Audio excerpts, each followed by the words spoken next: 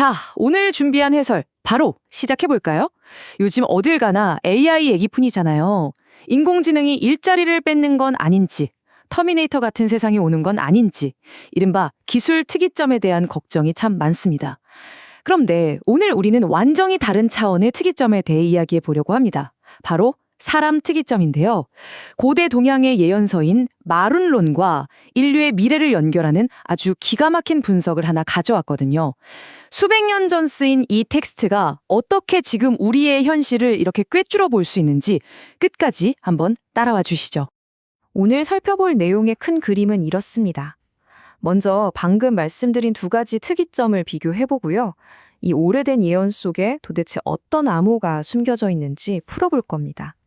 그러고 나면 동양과 서양의 예언이 아주 기묘하게 만나는 교차점을 지나서 마지막으로 우리가 가야 할 진정한 피난처에 대한 이야기로 마무리 지어볼까 합니다.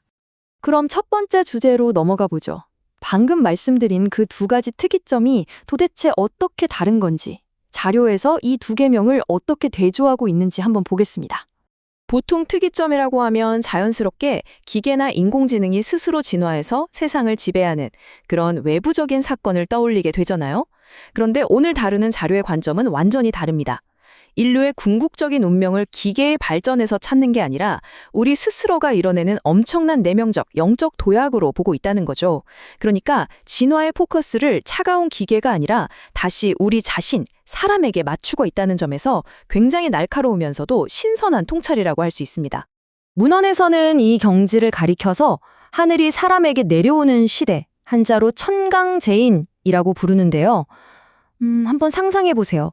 머리에 칩을 심어서 똑똑해지는 그런 물리적인 업그레이드가 아닙니다. 창조주의 신성함과 우리 같은 평범한 인간의 의식이 그야말로 완벽하게 하나로 녹아드는 걸 말하거든요. 기술 특이점이 인류를 위협하는 두려움의 대상이라면 여기서 말하는 사람 특이점은 평범한 인간을 아예 차원이 다른 깨달은 존재, 즉 신인으로 탈바꿈시키는 진화의 완성판인 셈이죠. 자, 그렇다면 두 번째 파트로 넘어가 볼까요? 대체 수백 년 전 텍스트가 이런 복잡한 미래를 어떻게 담아냈을까요? 자료 분석에 따르면 이 마룬론이라는 텍스트는 그냥 쓱 읽어서는 절대 의미를 알 수 없는 암호문이나 마찬가지라고 해요. 파자라는 방식을 쓰는데요. 말 그대로 글자를 깨트린다는 뜻입니다. 한자의 모양과 획을 이리저리 해치하고 다시 조립해서 진짜 예언적 메시지를 그 안에 꽁꽁 숨겨둔 거죠. 뭔가 고대의 방탈출 게임이나 정교한 암호학을 보는 것 같아서 진짜 흥미롭더라고요. 이게 어떻게 작동하는지 한번 머릿속으로 그려보시겠어요? 텍스트를 보면 미래에 머리는 작고 발이 없는 지도자들이 나타난다고 경고하는 대목이 있습니다.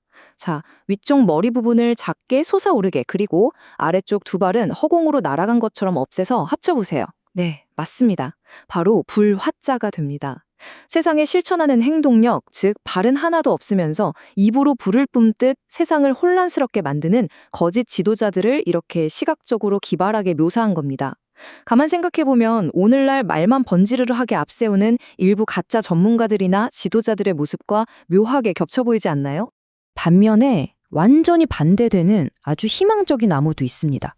원문을 보면 숫자 셋을 뜻하는 3, 사람 인, 그리고 날, 일자를 합치는 부분이 나오거든요. 이 세 조각을 싹 맞춰보면 만물이 소생하는 봄 춘자가 완성됩니다. 이 비유가 정말 멋진 게 봄이라는 건 길고 추운 낡은 세계가 녹아내리고 새로운 생명이 피어나는 거잖아요. 앞서 말씀드린 그 사람 특이점에 도달한 영원한 생명의 상태를 이렇게 불멸의 봄이라는 계절에 빗대어서 아름답게 풀어낸 겁니다. 이제 관점을 조금 더 넓혀서 세 번째 주제로 가보겠습니다. 이 심오한 동양의 텍스트가 서양의 성경과 아주 놀라운 평행선을 그리고 있다는 사실 알고 계셨나요? 지구 반대편에서 완전히 따로 발전해온 두 영적 전통이 미래를 예측하면서 완전히 똑같은 숫자를 지목했다면 믿어지십니까? 바로 144라는 숫자입니다. 이 숫자가 동양의 말론론과 서양의 요한계시록을 딱 이어주는 엄청나게 강력하고 핵심적인 교차점 역할을 하고 있더라고요. 이 두 문헌을 비교한 걸 보면 정말 소름이 돋습니다. 자료가 아주 객관적으로 짚어주는 부분인데요. 마룰론에서는 12 곱하기 12, 즉 144명의 신성한 병사들을 예견하고요. 요한계시록에서도 14만 4천 명, 그리고 12지파라는 선택받은 자들을 언급하죠. 이것뿐만이 아닙니다. 세상에 엄청난 재앙이 닥쳤을 때 사람들이 산과 바위 틈에 숨는다는 그 구체적인 행동 묘사까지 양쪽이 거의 복사해서 붙여넣은 것처럼 똑같습니다. 자료에 인용된 마름론의 한 구절을 보면 1000명의 조상들 가운데 겨우 한 사람만 살아남으니 슬프고 탄식할 일이다 라고 되어 있거든요. 그런데 이 해설에서는 이걸 단순한 비극으로만 보지 않습니다. 1000명 중 1명만 살아남는다는 이 동양의 안타까운 묘사를 길 잃은 양 한 마리를 끝까지 찾아 헤매는 서양 성경 속 목자의 이야기와 아주 절묘하게 연결합니다. 겉으로 보이는 문화적인 포장지는 달라도 결국 구원을 향한 그 애타는 마음의 본질은 동서양이 똑같다는 거죠. 요한계시록 9절도 한번 보시죠. 땅의 임금들과 권력자들이 굴과 산들의 바위 틈에 숨는다라고 하잖아요. 앞서 마어론론에서 거짓 지도자들이 심판을 피하려고 숨는 모습과 완전히 일치하죠. 가만 보면 과거나 지금이나 인간은 거대한 위기나 두려움이 닥치면 일단 가장 단단한 바위 틈이나 콘크리트 벙커부터 파고 들어가서 육신을 숨기려고 하는 회피 본능이 있는 것 같습니다. 여기서 끝이 아닙니다. 원문 분석을 보면 그저 두루뭉술한 좋은 말이 아니라 12지신 동부를 바탕으로 꽤 구체적인 타임라인까지 뽑아냅니다. 원숭이와 닭의 해인 2016년, 2017년부터 하늘에 군대가 일어나고 개와 돼지의 해인 2018년과 2019년에 엄청난 혼란이 뒤따른다는 거죠. 그리고 마침내 용과 뱀의 해, 그러니까 놀랍게도 바로 지금 우리가 지나고 있는 2024년과 2025년을 전후로 세상을 뒤바꿀 성인이 출현한다고 해석하고 있습니다. 고대의 상징들이 이렇게 우리가 쓰는 현대의 달력 위에 정확히 포개지니까 기분이 참 묘하더라고요. 자, 드디어 마지막 네 번째 파트입니다. 이렇게 엄청난 혼란과 변화가 예고되어 있다면 우리는 도대체 어디로 피해야 살 수 있을까요? 텍스트가 말하는 진짜 피난처에 대해 알아보죠. 세상이 좀 흉흉해진다 싶으면 부자들은 뉴질랜드에 땅을 사거나 어마어마한 지하 벙커를 짓는다고 하잖아요. 그런데 분석 자료는 이 부분을 아주 매섭게 꼬집습니다. 안전한 지역이나 물리적인 방공호를 찾는 건 동양과 서양의 예언이 말하려는 진짜 핵심을 완전히 거꾸로 짚었다는 겁니다. 동양 예언에서는 그 진짜 피난처를 십승지라고 부릅니다. 서양식 표현을 빌리자면 새 예루살렘 정도가 될 텐데요.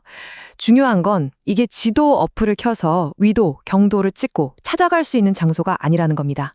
이건 100% 내면의 영역, 그러니까 우리의 의식 상태를 뜻합니다. 신성한 진리가 마음속에 깊이 각인되어서 우리가 맨 처음 다뤘던 그 사람 특이점을 성공적으로 이뤄낸 깨달은 마음, 그 마음 자체야말로 어떤 위기에서도 살아남을 수 있는 유일하고 완벽한 피난처라는 게 이 해설의 가장 핵심적인 통찰입니다. 정리하자면 이 오래된 문헌들이 우리에게 주는 생존 가이드는 참치캔이나 생수를 사 모으라는 게 아닙니다. 이미 생명력을 잃어버린 껍데기뿐인 종교나 외부 구조에 기대지 말고 그걸 과감히 내려놓으라는 거죠. 대신 시선을 밖이 아니라 내 안으로 돌려서 성찰이라는 나만의 조용한 밀실로 들어가라고 말합니다. 거기서 깨달음의 진리를 기다리며 인간의 마음과 신의 뜻이 완벽하게 하나가 되는 상태를 이루는 것. 생존을 위해서는 결국 이 전면적인 영적 혁명이 필요하다는 겁니다. 세상 사람들은 지금도 더 뛰어난 인공지능, 더 앞선 기술만을 바라보며 미래를 준비하고 또 한편으론 두려워하고 있죠. 그런데 오늘 해설을 쭉 따라가다 보니 이런 생각이 듭니다. 어쩌면 우리 인류의 가장 완벽하고 궁극적인 다음 단계로의 도약은 밖이 아니라 이미 우리 내면에서 조용히 우리를 기다리고 있었던 건 아닐까요?